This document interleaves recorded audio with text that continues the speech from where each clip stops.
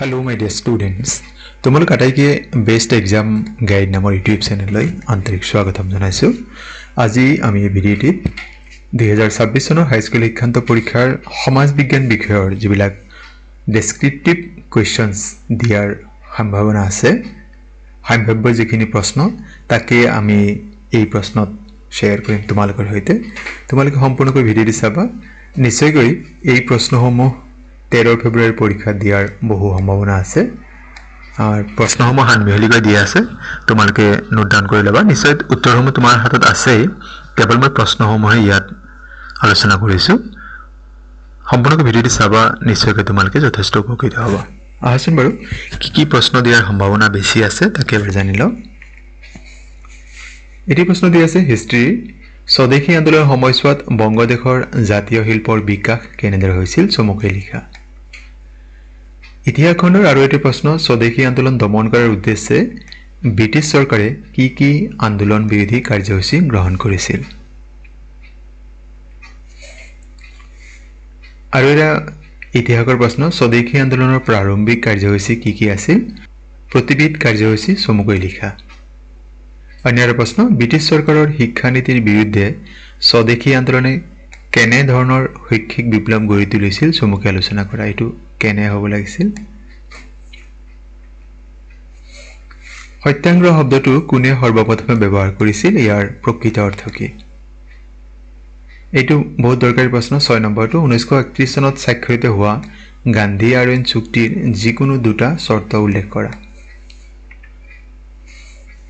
এইটো ভূগোল খণ্ডৰ নৱীকৰণযোগ্য আৰু অনৱীকৰণযোগ্য সম্পদৰ যিকোনো দুটা পাৰ্থক্য উল্লেখ কৰা। অন্য এটা প্ৰশ্ন, ইতিহাস খণ্ডৰ অসমত 1857 চনৰ চিপাহী বিদ্ৰোহ কিয় বিফল হৈছিল, যিকোনো তিনিটা কাৰণ উল্লেখ কৰা। এটি প্ৰশ্ন দি আছে, ইতিহাসত পথৰুঘাটৰ কৃষক বিদ্ৰোহৰ গুৰুত্ব আলোচনা কৰা। এই প্ৰশ্নটি বহুত দৰকাৰী। সম্পদ সংৰক্ষণৰ যিকোনো তিনিটা উপায় উল্লেখ কৰা।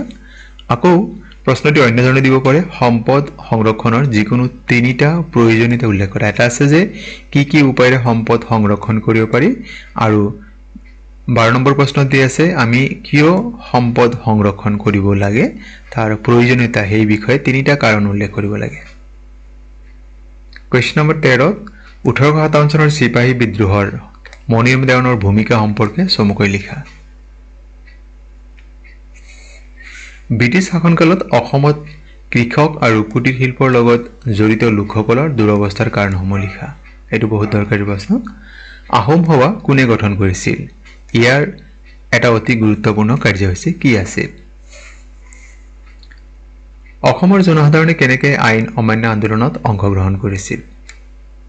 17 নম্বৰ, ব্ৰিটিছ শাসনকালত গঠিত অসম এছ'চিয়েশ্যনৰ ক্ৰিয়াকলাপৰ বিষয়ে আলোচনা কৰা।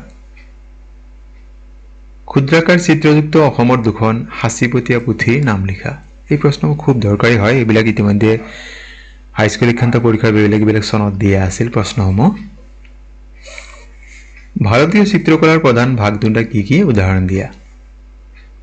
কুৱেশ্যন নম্বৰ 20, ওজাপালিৰ দুটা ভাগৰ নাম লিখা আৰু উদাহৰণ দিয়া। 21 নম্বৰ, ভাৰতৰ ভাস্কৰ্য শিল্পৰ তিনিটা প্ৰধান শৈলী কি। কেৱল শৈলী তিনিটাৰ নাম লিখিলে হৈ যাব। প্ৰাচীন ভাৰতৰ স্থাপত্য নিদৰ্শনসমূহ ঘাইকৈ কি ভাগত ভগোৱা হৈছে।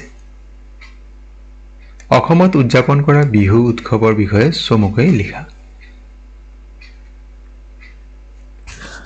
24 নম্বৰ প্ৰশ্ন দি আছে, গোলকীয় উত্তাপ বৃদ্ধি কি। গোলকীয় উত্তাপ বৃদ্ধি কিদৰে ৰোধ কৰিব পাৰি। প্ৰথমতে হৈছে গোলকীয় উত্তাপ বৃদ্ধি মানে যাক গ্ল'বেল ৱাৰ্মিং বুলি কোৱা হয়, তাৰ সূত্ৰ লিখিব লাগিব আৰু পৰৱৰ্তী খণ্ডত আমি ৰোধ কৰাৰ উপায়সমূহ লিখিব লাগিব। 25 নম্বৰ দি আছে, পৃথিৱীৰ পৰিৱেশৰ প্ৰধান মণ্ডল চাৰিটাৰ সম্বন্ধৰ বিষয়ে চমুকৈ আলোচনা কৰা। মৰুকৰণ সম্পৰ্কে প্ৰায় প্ৰশ্ন দিয়ে। মৰুকৰণ কি, মৰুকৰণৰ দুটা কাৰণ লিখা। প্ৰদূষণ মানে কি, মাটি কিদৰে প্ৰদূষিত হয়, চমুকৈ লিখা। এছিয়া মহাদেশৰ জলবায়ু ভিন্ন হোৱাৰ কাৰণবোৰ আলোচনা কৰা। উত্তৰ আমেৰিকা মহাদেশৰ প্ৰধান পৰ্বতশ্ৰেণীৰ নাম কি, ই মহাদেশৰ কোন অংশত অৱস্থিত। উত্তৰ আমেৰিকা মহাদেশৰ প্ৰাকৃতিক বৈশিষ্ট্যসমূহ চমুকৈ আলোচনা কৰা। অসমৰ জনসংখ্যা বৃদ্ধিৰ কাৰণবোৰ চমুকৈ আলোচনা কৰা। 32 নম্বৰ দি আছে অসমৰ অৰ্থনৈতিক উন্নয়নৰ তিনিটা সমস্যা বা অন্তৰায়ৰ বিষয়ে উল্লেখ কৰা। অসমৰ চাৰিটা খনিজ সম্পদৰ নাম উল্লেখ কৰা। খনিজ হ'ব লাগিছিল। অসমৰ জল পৰিবহণ ব্যৱস্থাৰ সুবিধাসমূহ উল্লেখ কৰা। অসমৰ পৰিবহণ ব্যৱস্থাৰ উন্নয়নৰ অন্তৰায় হিচাপে দেখা দিয়া প্ৰধান কাৰণবোৰ উল্লেখ কৰা। অসমৰ পৰ্যটন উদ্যোগৰ সমস্যাবোৰ চমুকৈ আলোচনা কৰা। এইটো বহুত দৰকাৰী প্ৰশ্ন হয়। এইখিনি ৰাজনীতি বিজ্ঞান খণ্ডৰ।